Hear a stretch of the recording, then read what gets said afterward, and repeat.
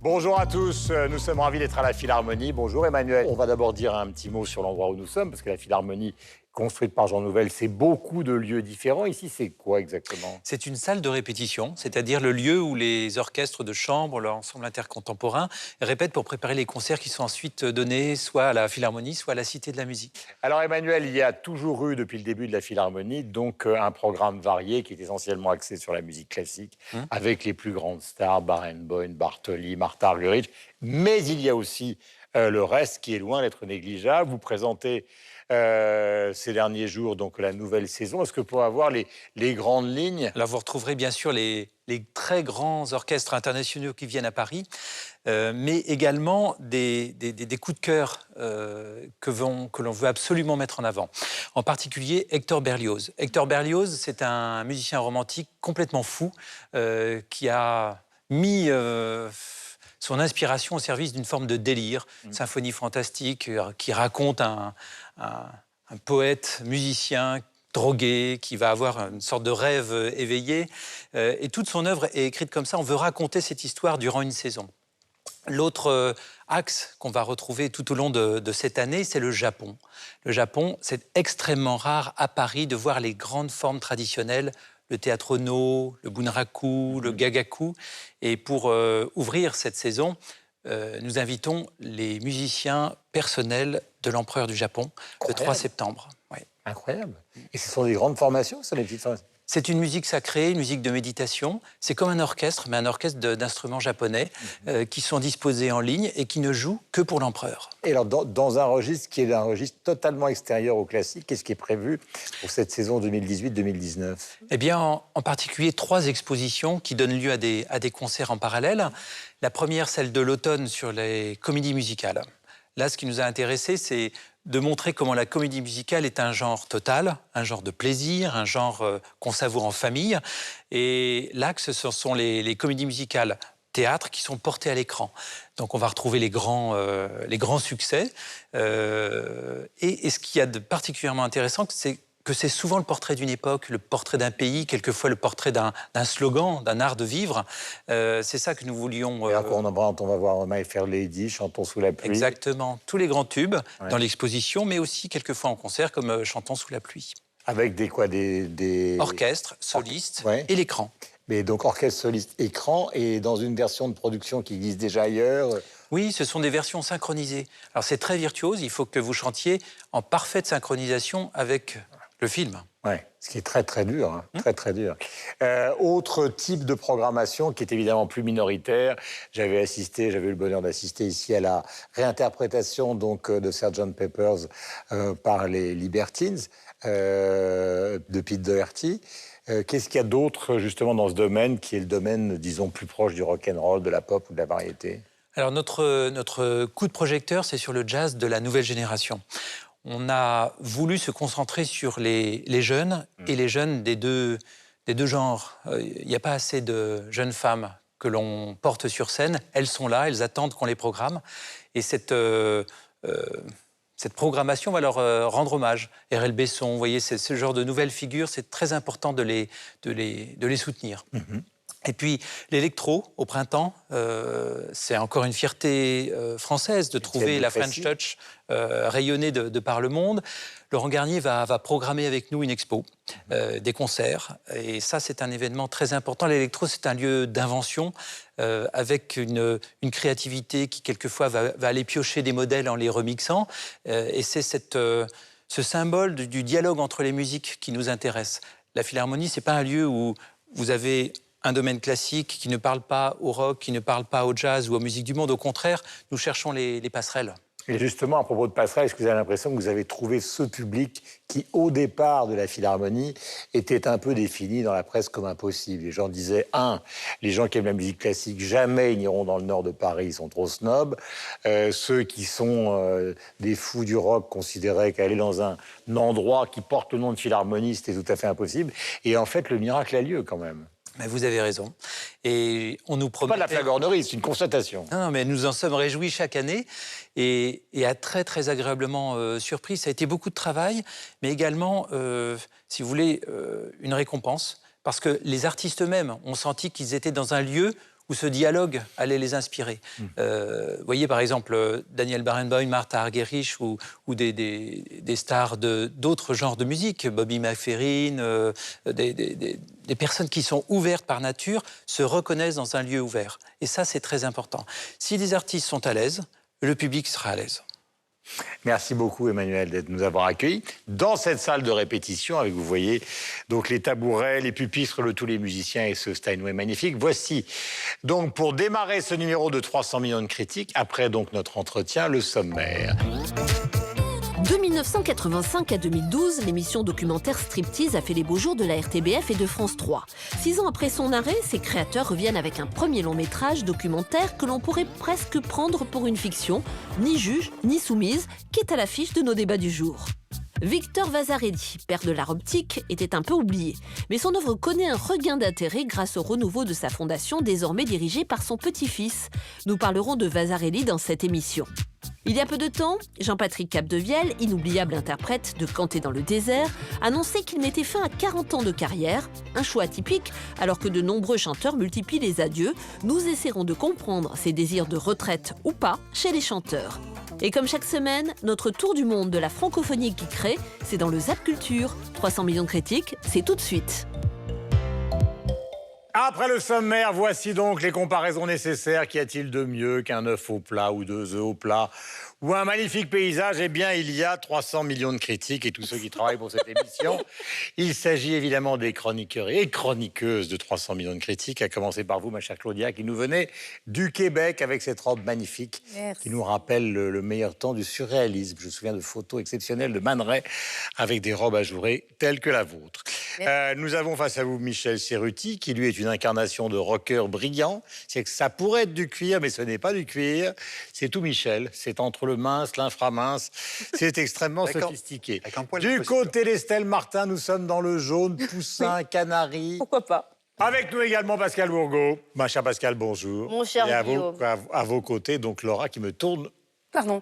Non, Guillaume. Voilà, Laura est avec nous.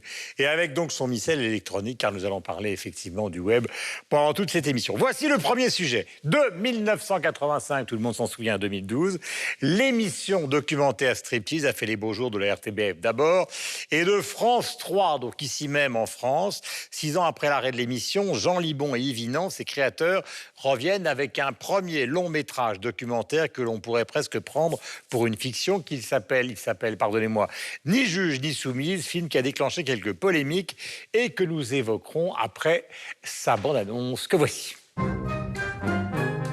Qu'est-ce qu'il y a moyen de faire avec vous? J'ai fait le calcul. En prison, ça coûte 150 € par jour. C'est une fortune. En fait, ce qu'il y a de moins cher, c'est que vous mourriez tout de suite.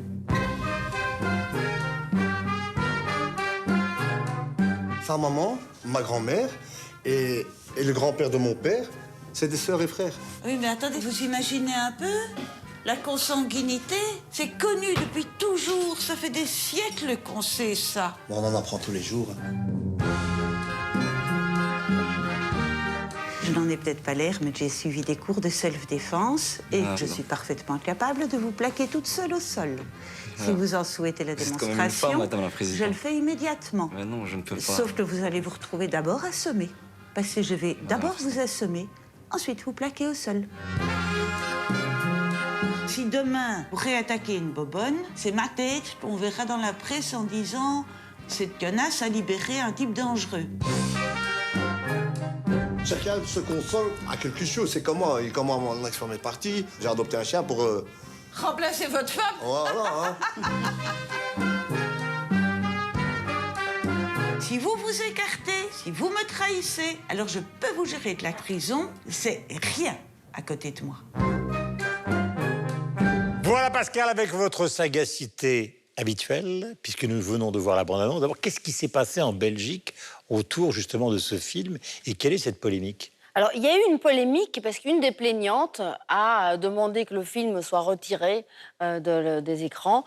En fait, que le film ne sorte pas. Et en fait, cette plainte n'a pas abouti. Il y a eu un procès en référé. Ouais, il faut rappeler Alors, quoi il retourne. de quoi s'agit-il? Ce film, en fait, l'équipe de Striptease a réutilisé la recette qui a fonctionné pendant tant d'années à la RTBF sur le format télévision en court et en long, et sur France 3, vous l'avez rappelé. C'est-à-dire qu'ils plantent leur caméra, ils suivent un personnage pendant très longtemps. Là, il y a quand même 3 ans de tournage.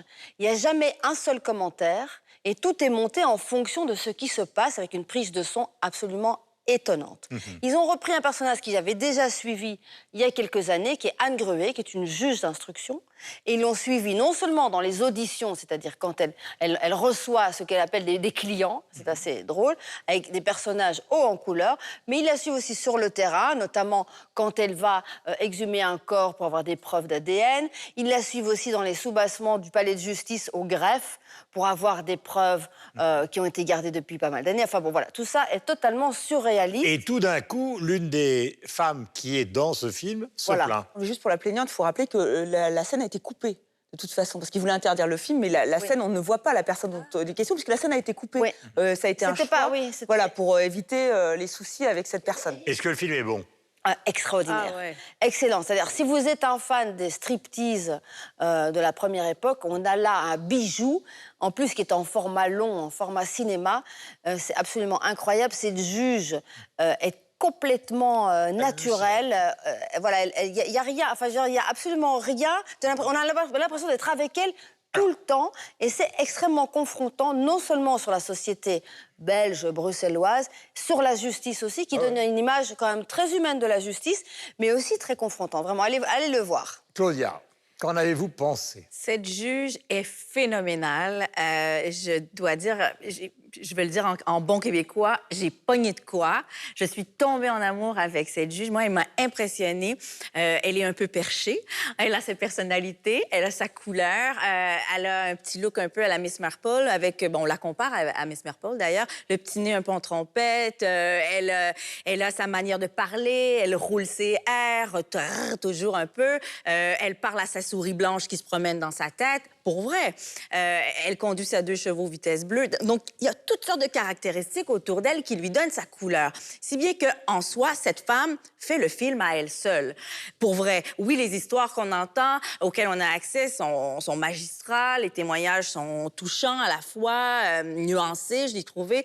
Mais cette femme, elle est fabuleuse. Alors, ne serait-ce que pour ce personnage qui est vraiment à couper le souffle, ce film-là mérite, pour ma part, 3 étoiles et demie, je trouve. Ouais. Voilà. Mais l'accueil, effectivement, l'accueil en Belgique, enfin, moi, j'ai vu quand même des réactions de magistrats. Ils étaient un peu plus mesurés, parce que c'est vrai que c'est un personnage en couleur, elle est extrêmement humaniste, hein, ça, c'est une évidence. Mais après, ce qui est surprenant aussi d'un point de vue, d'un point de vue français, d'un juge français, c'est qu'elle a l'air très solitaire. On la voit jamais. Alors, c'est un parti pris, hein, j'imagine, hein, parce que c'est vrai que Jean Libon et l'équipe de Striptease, ils ont vraiment... Ils disent ça, et c'est vrai, ils ont imposé un dogme. C'est vrai qu'ils ont une manière de filmer, de tourner. C'est un modèle même pour les journalistes, hein, pour les journalistes français et pas seulement, parce que c'est vraiment sans commentaire, vous l'avez dit, sans interview. C'est-à-dire qu'ils laissent vraiment l'action se passer. Enfin, tout ça pour en venir... Tout le commentaire est dans le montage. Et dans le montage, ah oui, il y a un montage qui est tout à fait, Là, bien sûr. On ne peut pas évidemment. croire que c'est un... Il ne faut pas faire croire que c'est un film sans point de vue. Non, non, ça, justement, c'est très Le point de vue ne passe orienté. pas par les mots, les points de vue passent par le montage. Et c'est important de le rappeler parce que c'est vraiment une école. L'école Striptease existe, on peut le voir avec ce film. Alors, pour en venir à mon propos, c'est vrai que les juges français, par exemple, sont assez surpris du fait qu'elle tape elle-même elle n'a pas de greffier, on la voit jamais. Donc, vous l'avez dit, il y a des points de vue, il y a un point de vue très important dans l'école Striptease. On la voit jamais avec des collègues magistrats ou magistrates pour discuter. Tout ça, c'est vrai que c'est un peu surprenant. Et aussi, moi, ce qui m'a un peu, pas choquée, mais je me suis interrogée, parce qu'on sait que tout est cadré, bordé, c'est-à-dire que les gens ont signé, ils sont OK pour qu'on les puisse les voir, alors que parfois, ils sont vraiment pas dans des positions extrêmement flatteuses pour eux, et on rit à leur C'est une dépens. horreur, hein, mais est-ce qu'on n'est pas dans une certaine forme de télé-réalité qui aurait été finalement sanctuarisée par la presse de gauche qui a toujours dit du bien de striptease, quoi. Au fond... Non, parce qu'il y avait un vrai point de vue. non. Comme vous l'avez dit, je trouve que c'est là la différence. C'est qu'il y a un vrai point de vue, il y a un vrai œil de cinéaste. C'est des vraies histoires, c'est pas la télé-réalité qui reconstruit. Je ne parle pas de la télé-réalité sordide, scénarisée, absurde et débile. Mais le point de vue de départ, c'est-à-dire l'organisation du début. Non, mais ça n'a rien à voir avec la télé-réalité ou le voyeurisme, parce que non, il y a une forme de voyeurisme qui est la patte de striptease. Ah si, il y a quand même du voyeurisme. C'est même un peu dur, on se moque quand même d'eux. Et ces gens ont souvent pas d'éducation, ils se rendent pas bien compte. J'ai posé la question à Jean Libon, j'ai dit, vous avez dû avoir énormément de problèmes pour avoir les autorisations, justement, parce qu'on vous voit venir, on connaît... Il m'a dit... En fait, les gens adorent ça. C'est dans le fantasme. Ils sont très modestes. Jamais eu. Oui, mais ils sont très modestes. C'est quand même, on sent bien que ces gens. Je sais même pas s'ils ont conscience du regard qu'on peut porter sur eux. C'est juste après, on va pas faire du politiquement correct et tout, mais c'est vrai que je me suis posé la question. Est-ce qu'ils ont conscience? Parce que quand même, parfois, on se moque quand même. Ben oui, ils sont pas. C'est une des principales critiques qui a toujours été adressée d'ailleurs à Striptease. C'était ça. C'était quand il y avait des personnages ou des personnes qui participaient à leur documentaire qui étaient, entre guillemets, des milieux défavorisés. On se posait la question de savoir finalement jusqu'à quel point on était dans le voyeurisme. Mais à part ça, Jean Libon serait parfaitement heureux d'entendre le petit bout de discussion qu'on a en plateau, parce que lui disait le plus grand compliment qu'il avait reçu, c'était après les premières émissions, dans les années 80, où une famille lui avait écrit, il dit « Nous, on regarde très peu la télé, mais on regarde votre émission, on regarde Striptease, et après on éteint le poste, et on s'engueule en famille. » Et il disait ça parce que personne n'avait la même perception, évidemment, c'est tellement fort. Et lui, il veut ça. Il disait généralement, quand j'étais dans les conférences ou dans des salles, je me suis chaque fois retrouvé avec du public qui était à 50% à dire « mais c'est du voyeurisme, on n'est pas d'accord avec tout, ça nous heurte, c'est confrontant ». Et puis un autre 50% qui disait « c'est génial, c'est une façon de représenter la société ». Il veut ça, il voulait, enfin, et Marco Lamench, l'autre co-réalisateur, et Serge Libon voulaient ça. Moi, la seule chose, le seul bémol, entre guillemets, que j'aimerais mettre en avant, c'est de la réalité, mais c'est pas la réalité, c'est une réalité. Non, mais c'est une réalité. C'est-à-dire que c'est pas non plus un instantané d'une réalité qui n'est pas du tout transformée. C'est quand même une réalité qui a été revue et corrigée en raison ou dans le but d'en faire un objet médiatique qui soit intéressant. Donc il y a un côté quand même où... C'est-à-dire qu'il devait avoir J'ai une question pour vous tous avant qu'on passe au web, qui me paraît quand même, quand on passe de la télévision au cinéma, il y a la question centrale. Est-ce que finalement faire un film de cinéma, ça a une valeur ajoutée par rapport à ce qu'a été cette émission pendant des années, ou est-ce que fondamentalement c'est exactement la même chose? Alors moi je peux vous répondre, j'ai posé la question à Jean Libon. Non, mais je vous parle à vous, moi. Oui. Non mais vous, est-ce que finalement la rediffusion d'un numéro de striptease d'il y a 10 ans, est-ce que c'est mieux ou moins bien? C'est-à-dire c'est la même chose. Ils ont fait la même chose. Il m'a dit, nous, y a pas, on se dit pas, tiens, waouh, on fait du cinéma, on a mis un dispositif particulier. Non, ils ont fait exactement la même chose, la recette, exactement la même recette, c'est-à-dire une caméra, il faut quand même le rappeler, il n'y a pas deux caméras, il y a une caméra qui tourne tout le temps, jamais au pied. Et le mec, il est comme ça, à l'épaule pendant toute l'audition, et il bouge un petit peu comme ça. Et puis, il y a une prise de son hallucinante avec un ingé son où effectivement il y a des micros un peu partout qu'on ne voit pas. Voilà, un peu comme dans une salle de concert où nous sommes. Voilà, mais donc eux ils n'ont pas eu l'impression de passer le pas de la télé au ciné, ça y est, on est les grands kings. Non, ils ont fait ce qu'ils savent faire. Un mot de Claudia et après les réseaux. C'est tout court, ça s'est fait sur 3 ans aussi. Ouais, 3 ans. Quand même. Donc les rushs, c'est énorme. Alors, la journée, c'est Yves Inan qui tourne et Jean Libon, parce qu'il m'a dit, moi, je ne peux plus être sur les tournages, là, j'en peux plus, là, tourner tellement de striptease, avoir les gens qui... Ouais. Non. Lui, le soir, il dérush, parce qu'il dérush tous les jours de tournage, et il renvoie le lendemain matin, tiens, il y a telle personne, il faut suivre ça. Enfin, je veux dire, il se donne des conseils dans la manière de tourner, ce qu'il faut faire. Un travail d'équipe. Laura.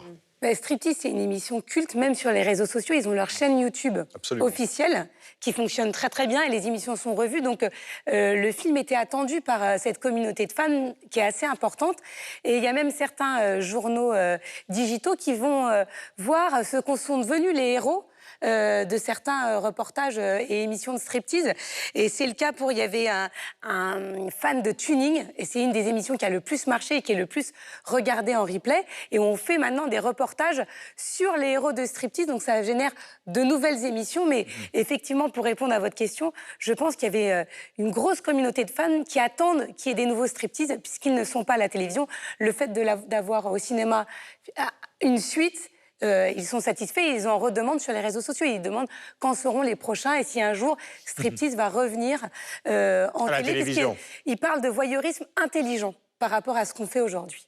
Vous voulez rajouter un mot, c'est la conclusion. C'est ça la question, c'est comment se fait-il que ce genre d'émission aujourd'hui passe par le cinéma et non plus par la télévision? Moi, je pense que c'est ça la grande question. Bah, peut-être qu'ils ont le copyright et que ce copyright a été déposé. On pourrait avoir Striptease qui continue sur les chaînes, peut-être. sur la RTBF, sur France 3, sur France 2. C'est-à-dire la question, c'est pourquoi il faut passer par le cinéma maintenant?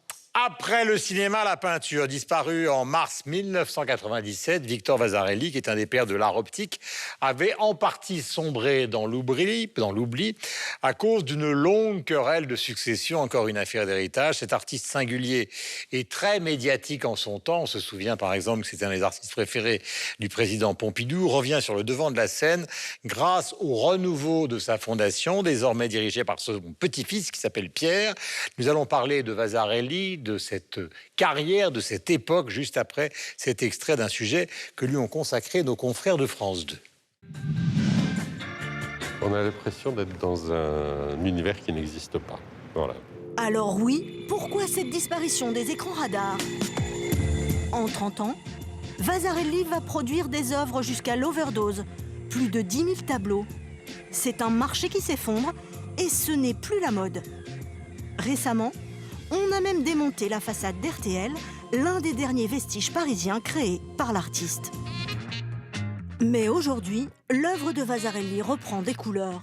Tous les jours, Pierre Vasarely, le petit-fils de l'artiste, fait visiter la fondation. Cette recherche de la période d'Enfer-Rochereau. Une œuvre géante, inventée il y a déjà 40 ans par son grand-père. Je vous y mène. Estelle Martine. Oui. Vous allez vous y coller. Et j'ai redécouvert. Victor. Voilà, j'ai redécouvert Vasarely. C'est vrai que effectivement, peut-être à cause de tous ces déboires, ou peut-être qu'on en a un peu moins parlé. Il y a aussi le fait que je pense que c'était un artiste qui collait à son temps. Vous l'avez rappelé, c'était le chouchou de Pompidou. Il a inventé l'art optique. Ça collait vraiment aux années 70. Maintenant, je trouve qu'il y a un côté peut-être un peu très vintage.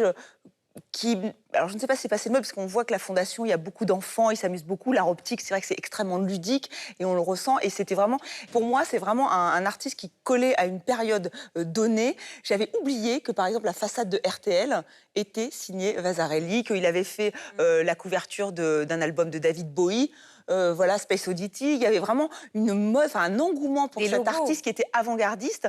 Mais après, c'est étonnant comme aujourd'hui, au XXIe siècle, alors c'est mon avis, il n'engage que moi, où on a l'impression que on est passé à autre chose. Alors c'est vrai qu'il y a, peut-être parce qu'il y a l'art numérique maintenant et qu'on joue sur d'autres côtés, avec les, comment dire, non, surtout les sens, avec d'autres sens, même si c'est toujours actuel, hein, encore une fois, il a révolutionné, il a apporté quelque chose, il a inventé un genre, mais je ne sais pas. Qu'est-ce que vous en pensez, Guillaume Durand? Mais moi, je trouve qu'aujourd'hui, c'est vrai que ça semble un petit peu... Guillaume Durand, qu'est-ce que vous en pensez? Alors, Guillaume, qu'est-ce que vous en pensez? Alors, Alain Decaux de la peinture, vas-y, jette-toi dans l'eau. Parce que vraiment, encore une fois, je pense qu'on va le redécouvrir grâce à la Fondation, et tant mieux. Mais je trouve quand même que c'est vraiment lié à une époque donnée. Ah oui. Ouais, et ça vieillit. L'abondance, peut-être. Alors, Michel.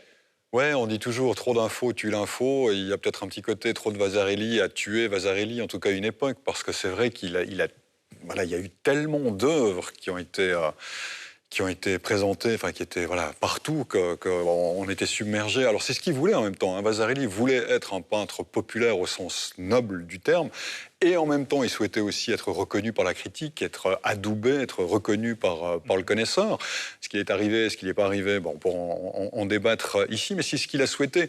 Et avec son art optique, voilà, avec son abstraction géométrique, il s'est inscrit. Alors c'est ça qui est intéressant. Des fois, on a l'impression que c'est... Enfin, Guillaume, encore une fois, corrigez-nous si on raconte des bêtises, mais enfin, il s'est inscrit... On a l'impression que c'était un peu coupé d'une création artistique, mais en réalité, lui, vraiment, se voyait dans une continuité de la peinture, en commençant par l'impression les néoclassiques, Malevich et même Matisse, qui étaient ses maîtres, le disait-il. Et lui se voyait comme un peintre impressionniste, simplement, dans la manière de travailler, simplement, au lieu de travailler avec le pinceau et puis les touches de couleur, lui travaillait avec ses carrés, ses losanges, ses ronds, ses rectangles, et puis il a avancé de cette manière-là. Mais l'histoire, c'est que, Estelle, vous le disiez d'une certaine manière, c'est qu'on a tendance à confondre d'une certaine manière Vasarely et les années 70, presque.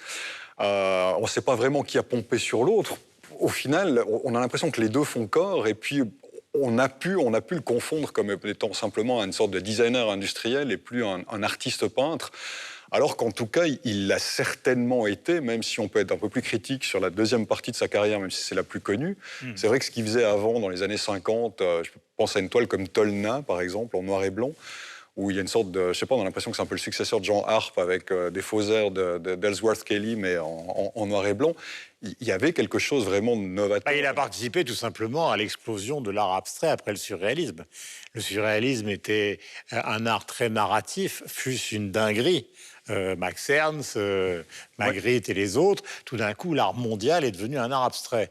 Alors chacun a fait, Poliakov par exemple, dans des aplats de couleurs, mais qui n'étaient pas des aplats géométriques.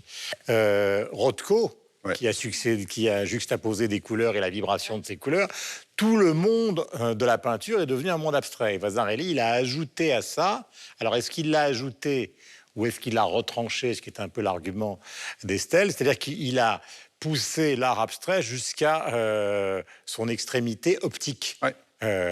Et donc, enlevant un petit peu... Là où chez Rothko, c'est artisanal, la vibration, lui, il l'a rendu pratiquement mathématique, enfin, faussement mathématique. Mais vous avez à Londres, par exemple, des tableaux actuellement de Brigitte Riley, qui est une grande artiste qu'on voit à la Tate Britain, qui reprennent exactement, disons, les intentions, qui sont les intentions de Vasarely. Ce qui, à mon avis, et après j'arrêterai, se joue au détriment de Vasarely, c'est cette histoire qu'on raconte systématiquement les uns et les autres. Vous savez, par exemple, un grand peintre chez vous qui est Riopel, c'est que d'une certaine manière, tous ces artistes-là, vous voyez, on pourrait parler de Jean Dewanne, de Hélion, de Poliakov, et donc de Vasarely, de Julio Leparc, etc., ils ont été très importants, mais ils ont été balayés par l'Amérique. Ils ont été balayés par Jackson Pollock, Barnett Newman et les autres pour des questions qui sont des questions de dimension. C'est-à-dire que tout d'un coup, au lieu de faire des tableaux qui ressemblaient à des vues par la fenêtre, c'est-à-dire des tableaux presque de chevalet, fussent-ils parfois très grands, tout d'un coup est arrivé le gigantisme américain, avec tous ces peintres américains qu'on a vus donc, à la Fondation Vuitton récemment, et dont évidemment les ambitions en termes de taille étaient fondamentalement différentes. Et Vasarely travaillait aussi sur des formats qui étaient très grands, hein, mais plus tard, dans les années... Très grands, mais plus tard. Et donc au fond, tous ces artistes-là, qu'on redécouvre maintenant, ils étaient au top de l'avant-garde européenne et brutalement sont devenus presque des artistes provinciaux pour l'histoire de l'art. Juste un truc, j'aimerais juste ajouter ça, parce que je voyais un documentaire qu'on peut retrouver dans les archives de la RTS sur Vasarely il y a quelques temps, et on voyait comment il travaillait dans les années 70, quand il avait vraiment la popularité et une reconnaissance. C'était un peu Jeff Koons avant l'heure, c'est-à-dire que c'est pas lui qui faisait ses tableaux, hein. Lui travaillait avec des carrés, il notait des chiffres qui correspondent à des couleurs, puis ensuite il les donnait à ses assistants, et puis eux les travaillaient, ensuite ils re-regardaient, et ils revenaient dessus après.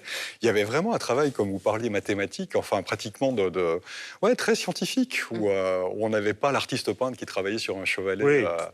Et il avait... ce qui m'a impressionné, ce que je ne savais pas, et ce qu'il disait, ce que je trouve intéressant, peut-être que des fois on pourrait percevoir son travail différemment, c'est que pour lui, c'était pas juste de l'abstraction pour l'abstraction. Il avait l'impression que c'était vraiment rattaché au paysage qui était autour de lui, qu'il allait une sorte d'essence universelle à travers cette abstraction. C'était ça, sa recherche, en tout cas, c'était ce qu'il mettait en avant. Alors, quand on le regarde, on a l'impression effectivement que c'est vintage et que c'est très... C'est toute l'esthétique des clips aussi vidéo. On sent qu'il a vraiment imprégné l'époque aussi. Ou alors, je ne sais pas si c'était... mais enfin, quand on se souvient de tous les vidéos de l'époque, de clips vidéo, encore une fois, de mise en... Les artistes, il y avait vraiment les films, on sentait qu'il y avait... C'était partout. C'était partout, quoi.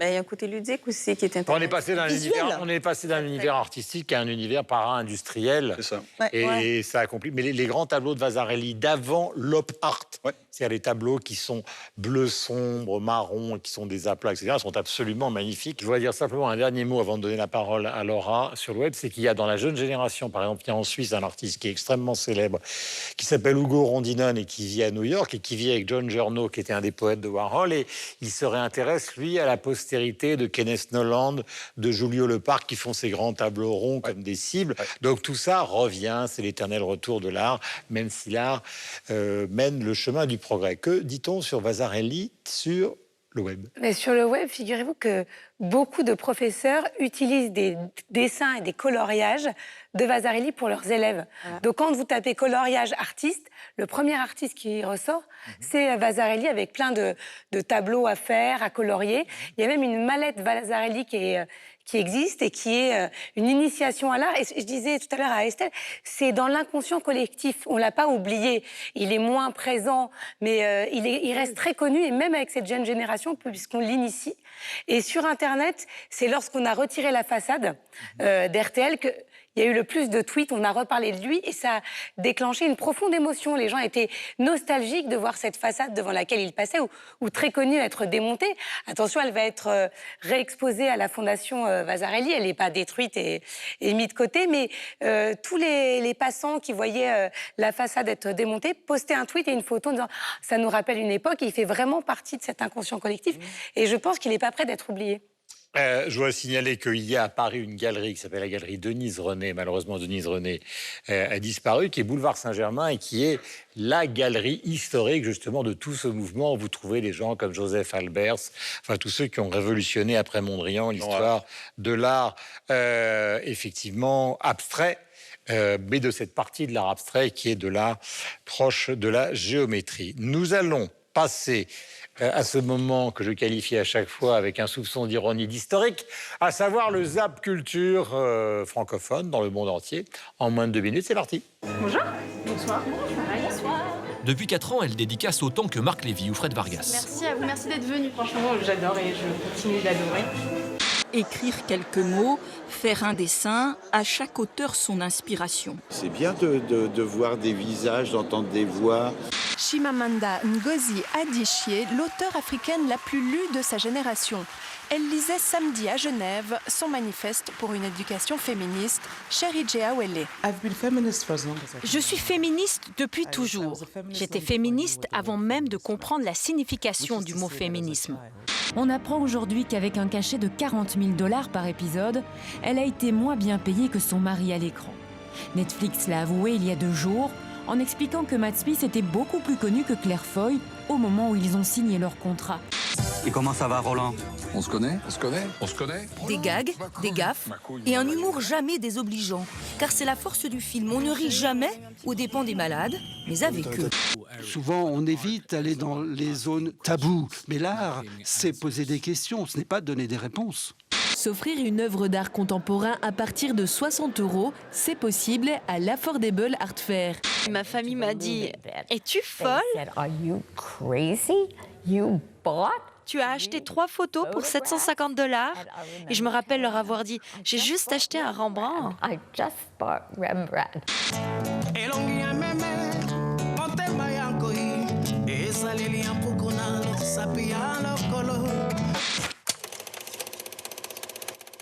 Troisième sujet, Jean-Patrick Capdevielle, donc l'auteur de cette chanson célèbre que cantait dans le désert.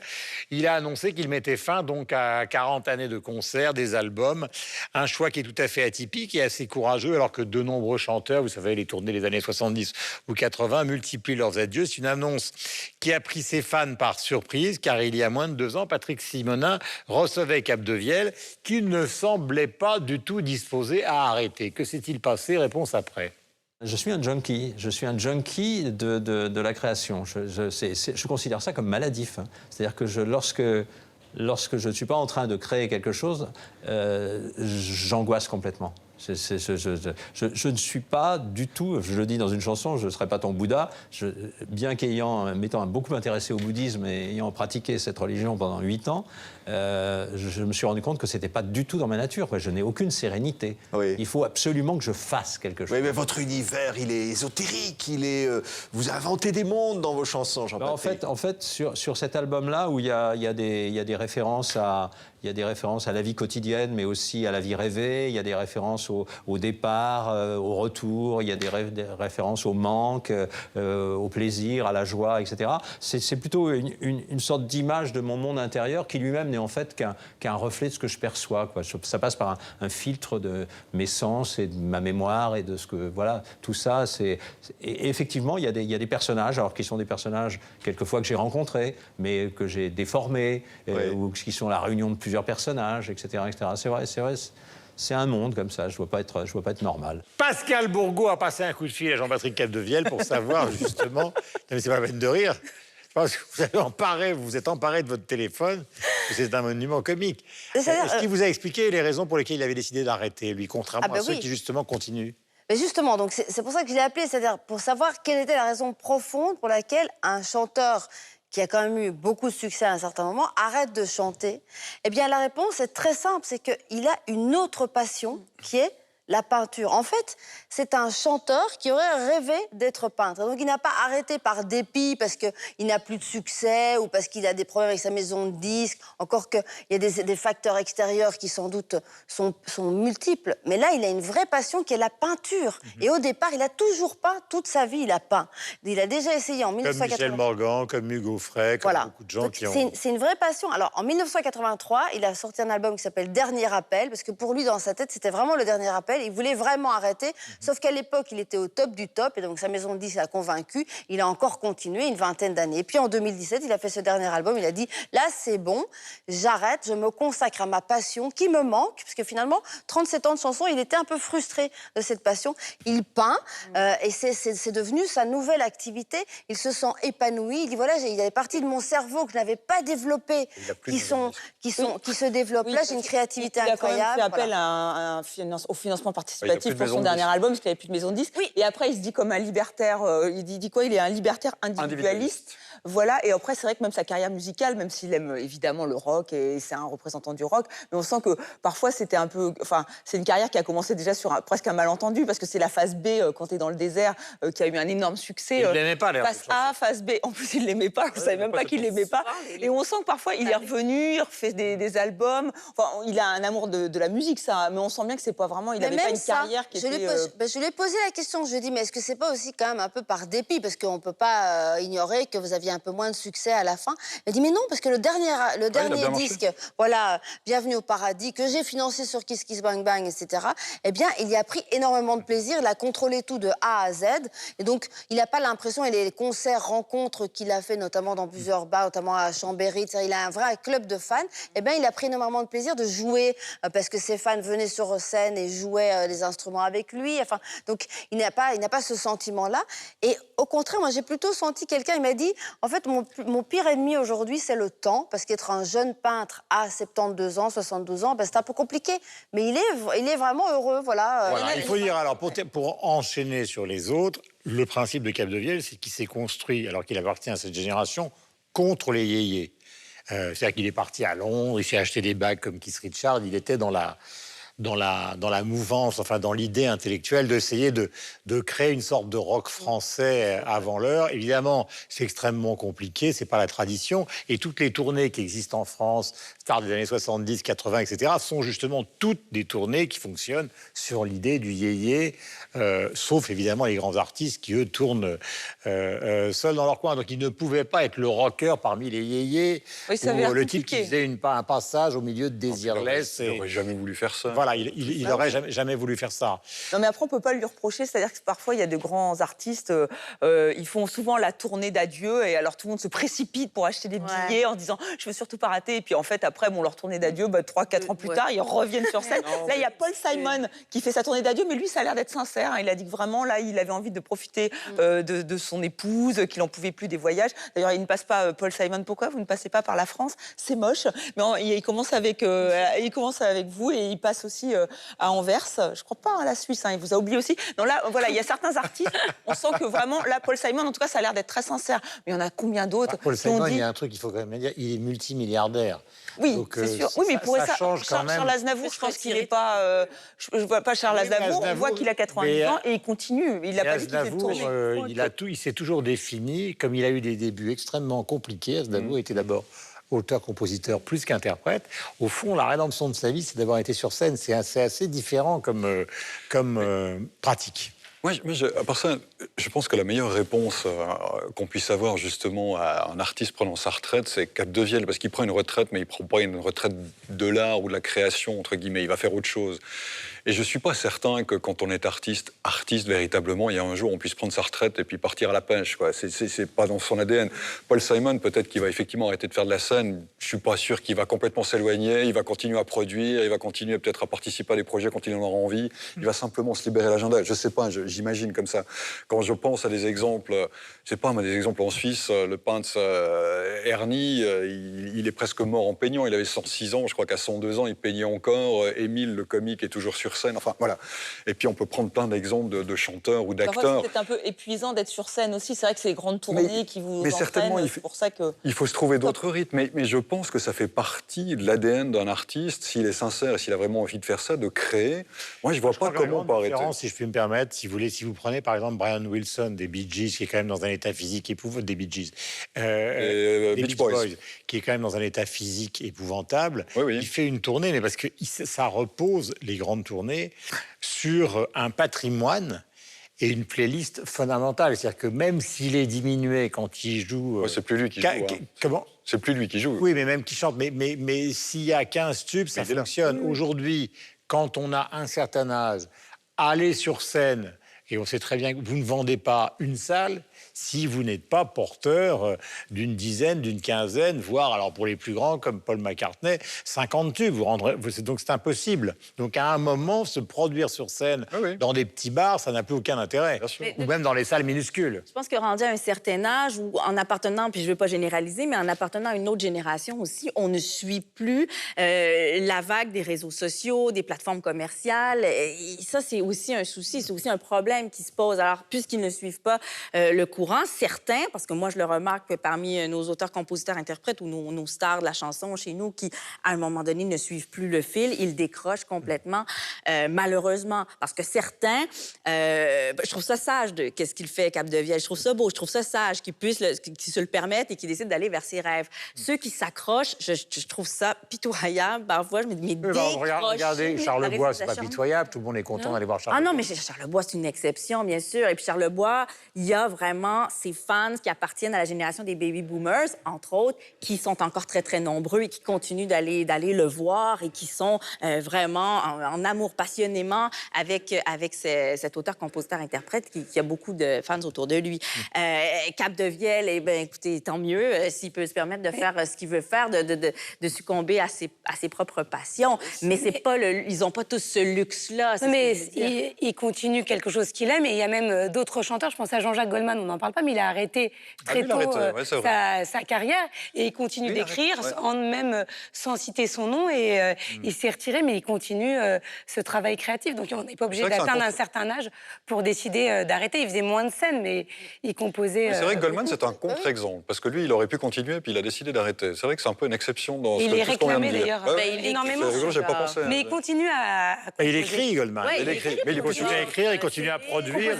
Il se montre moins sur scène parce qu'il en a moins envie, comme beaucoup d'artistes. Mais ça va. Puis il y en a aussi qui deviennent des mentors. Alors, ils décident de prendre sous leurs ailes des jeunes, des recrues, qui s'impliquent dans toutes sortes de festivals, dans des concours de chansons, qui se recyclent de cette manière-là aussi, mais qui veulent quitter la scène parce qu'ils n'en peuvent plus de cette pression. Il y a Stromae qui a dit qu'il voulait arrêter. Alors, on espère qu'il va... Stromae, il a bien dit qu'il a arrêté pour l'instant la scène et on espère qu'il va y revenir. Mais c'est vrai que, bon, là, c'est l'exemple typique d'aller trop vite et peut-être d'avoir trop de gloire. C'est un problème de burn-out. Oui, c'est ça, mais c'est ça, trop de... Voilà, alors après, on espère que là, c'est malheureusement peut-être le... Non, mais il y a trois raisons. Il y a soit le burn-out, première raison, soit on n'a pas un patrimoine suffisamment important pour remplir des salles, donc il est normal de s'arrêter, soit on a fait une fortune tellement colossale qu'à un moment... Ça ne sert pas à grand-chose de prendre l'avion toutes les 10 minutes pour aller se produire une fois qu'on a fait ça, une fois, 2 fois, 3 fois, 50 fois. Johnny Hallyday, il adorait faire cette tournée, alors que lui, il avait... Ce qui est différent, c'est que Johnny Hallyday, il n'était pas auteur-compositeur, même s'il co-signait les chansons pour des raisons d'édition. Donc lui, c'était une bête de scène, donc il aurait pu, s'il n'avait pas eu ses problèmes de santé, continuer encore pendant 10 ans, à 74 ans. Chacun a des raisons... Il y en a qui ont fait des inconduites sexuelles aussi, il faut le dire, ça ne passe plus. Alors, ils sont aux prises avec la controverse et ils décident de se retirer aussi. Dans la vague MeToo, on en a vu qui ont été accusés. Dans la vague, moi aussi, par chez nous, il y en a qui... Ah, au Québec, vous voulez dire? Oui, oui, au Québec, entre autres. Ah bon? Oui, donc ils sont en France, ça n'est pas arrivé pour l'instant. Ah non? J'aime bien Claudia. Sous-entendu, vous, Français, vous n'allez pas jusqu'au bout de votre logique. Vous êtes trop gentil. Non, moi, j'ai rien dit du tout. Voilà. Je vous trouve très sage. Laura. Oui, sur il a quelques fans quand même sur les réseaux sociaux, mais c'est vrai que quand on cherche et qu'on se dit est-ce qu'il va prendre sa retraite, il y en a qui ne savaient même pas qu'il avait continué, il faut être quand même honnête.